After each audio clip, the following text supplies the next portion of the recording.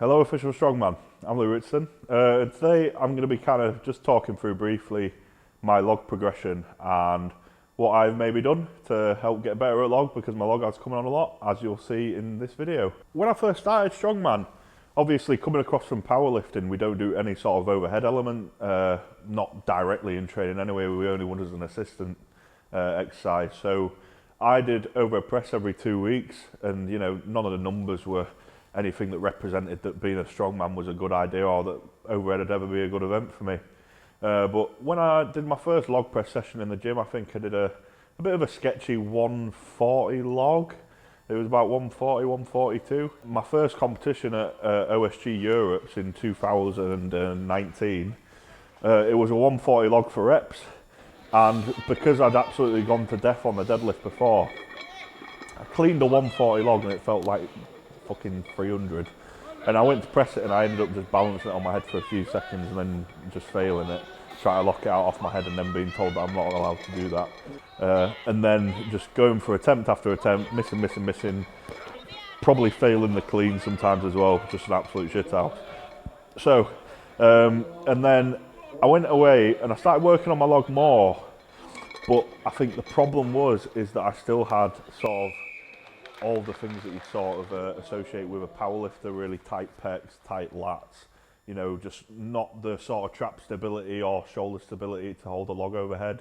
So unfortunately, the next time I got to Britain's Strongest Man, which is where there was a log ladder from 120 to 180, I'd been doing okay in training, but again, locked out reps were like locked out, but they weren't solid. It's not like I could stand there forever. I could probably stand there for a second or two and then I'd be like dying to drop it, because I'm not actually stabilizing the log. It's not over the center of my mass, and it's basically just wanting to go back down to the earth. So I ended up doing the 120, the 140, and then getting to the 160 log, which was getting up towards being a big log for me at the time. And I failed that 3 times in a row. Couldn't lock it out and stabilise it. His biggest concern here today was coming in and being a little nervous because he's not used to this massive crowd, this level of competition. Held long enough at the top. He can do this.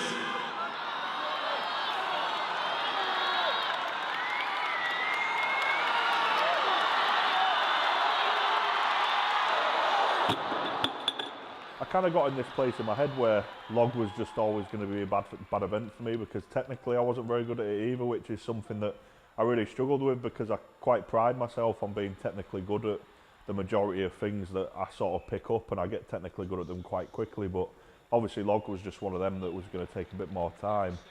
And then the next time I did log in a competition was at Europe's Strongest Man in 2020 at Allerton Castle. And at that comp I did a 170 log, but again, before I did the 170 log, I pressed it and then fell over with it because I couldn't stabilise it overhead. So although I was getting stronger and I was getting more stable and more comfortable with holding things overhead, I still wasn't like technically in a place where I felt like I was repetitive and that every rep was the same. I just don't feel like I'd had that time sort of under the log yet. But then Worlds, just a complete 180 flip. My Worlds training, I did a 181 strict log, so that was a PB log regardless of push press or not. I did a 181 strict log. I did 155 for 8 reps in the gym, with more in the tank, but 155 for 8 reps in a 75-second time period. Then I went to Worlds and I beat log pressers like Robert Oberst, who was an ex-American log press record holder, and Parr, who'd pressed 180 at Europe 6 weeks before. I beat him as well, and Jerry Pritchett obviously beat me. He had a phenomenal performance on the log. But what I'm trying to say is that I think the reason that my log got so much better from Europe's to Worlds, especially because that was the real night and day difference in such a short period of time. Really working on getting comfortable lifting the log, which meant lifting log press twice a week, strict and push press. Also just absolutely, going hell for leather on it and just doing rep after rep after rep, floor to overhead. I think you see a lot of people always just working off their chest. And I know people have mixed views, some people have good cleans and bad presses, so they work from the chest, but I always just think, it's not going to hurt going from the floor every time.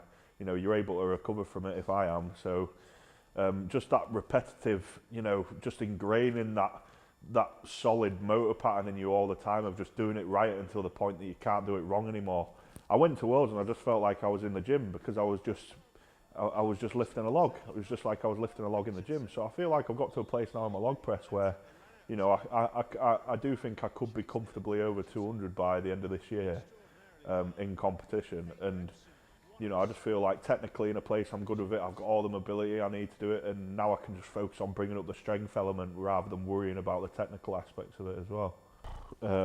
Fucking them dead hangs are absolute gold dust. Dead hangs, you know, dead hangs, which is something Shane, my coach at MST, he programs for me before every pressing day, and it's something that I do usually before every training day because it makes my back feel good as well. So basically I get straps, and whether I'm doing a log day I'll hang neutral, or if I'm doing an axle day I'll hang pronated. But just literally with completely locked out arms hanging off it for 2 sets of 60 seconds, it just opens up your pecs, opens up your lats, you know, and just gets all that free moving so that you've got the mobility to, you know, get the shoulders over your head comfortably so you're not always fighting to keep them there, they're not always trying to come down.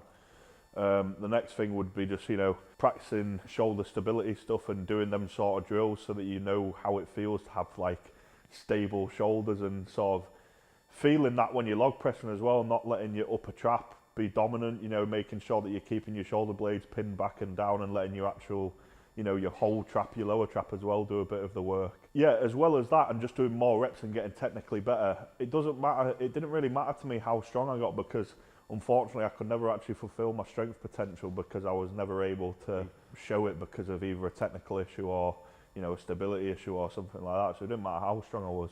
Whereas I feel like I'm in a place now where as my strength goes up, my log will go up, and that'll just be the way it is. So thank you for watching this video on my log progression here on Official Strongman. If you'd like to give me a like so that all my hard work was for nothing and that, you know, you enjoyed watching my log get better, then that'd be nice.